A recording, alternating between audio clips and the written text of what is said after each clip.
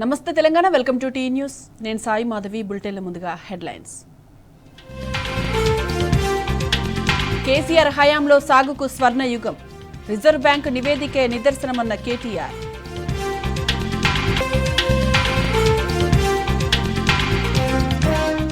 కేసీఆర్ను బద్నాం చేయాలని రైతుల నోట్లో మట్టి కొట్టొద్దు, వెంటనే మేడిగడ్డ నుంచి నీళ్లెత్తిపోయాలన్న వినోద్ కుమార్.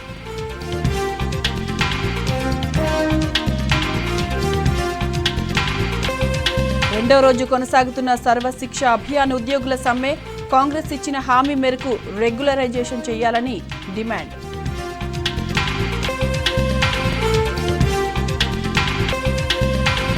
జగిత్యాల జిల్లా సారంగపూర్ జ్యోతిబా స్కూల్లో ఫుడ్ పాయిజన్, అనారోగ్యం పాలైన విద్యార్థులకు జిల్లా ఆసుపత్రిలో ట్రీట్మెంట్.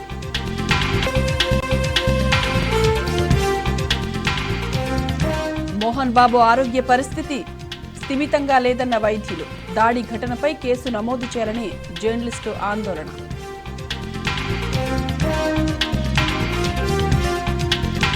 బాధ్యతలు చేపట్టిన ఆర్బీఐ కొత్త గవర్నర్, ఆర్థిక వ్యవస్థ బలోపేతానికి కృషి చేస్తానన్న సంజయ్ మల్హోత్రా.